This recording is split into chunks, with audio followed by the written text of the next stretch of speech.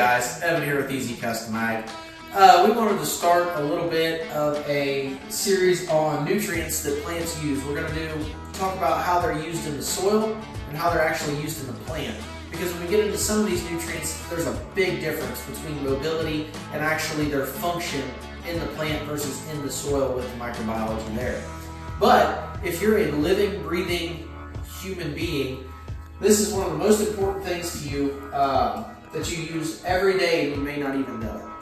Because plants use photosynthesis to make their energy, which feed animals, or if you're a vegetarian, you need photosynthesis more than anybody else.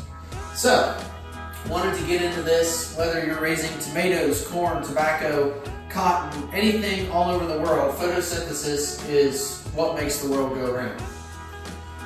What photosynthesis is using carbon dioxide and water and sunlight to make glucose.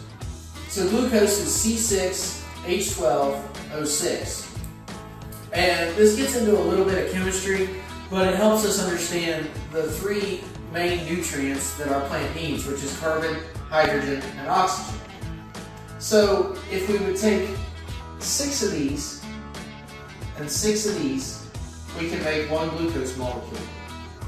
So when we take 6 of these up, we end up with 6 carbons, just like what we wanted, and 12 oxygens. Okay, well that gives us plus 6 oxygens, correct? Then we have 6 water molecules, gives us 12 hydrogens, which makes us happy. And we already had enough oxygen, so we get another plus 6 oxygen. That gives us plus 12 oxygen for every glucose molecule, which also turns into 6 O2 molecules, which is what we breathe. So when we talk about how plants give us back the oxygen and purify the air, what they're doing is they're taking in carbon dioxide, they're taking in water, and they're putting back out these O2 molecules, which is what we breathe in to keep us alive. So photosynthesis is a very complex process that happens in the plants. I'm not going to go through all of the proteins and enzymes and all the things that are needed that are activated by the sunlight. This is just a very basic understanding of the chemistry side of it that's actually taking place and the reaction that's taking place to give us this glucose molecule. So behind all of this, the sunlight is activating photons in the chloroplast, and that's the chlorophyll is what makes your plant green, and it's a whole deep thing that as growers we don't have to know exactly how it's working, but to understand why we need over 90% of our yield in all crops comes from these 3 nutrients.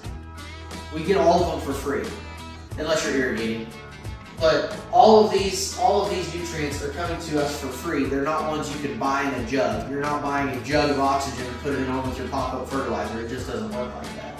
So to understand the other 15 essential elements that go into crop production and not understand the top 3, we thought it was very important just to touch on photosynthesis in our plants and give you guys a better understanding of how carbon dioxide, water, and sunlight are feeding the plant and also feeding us.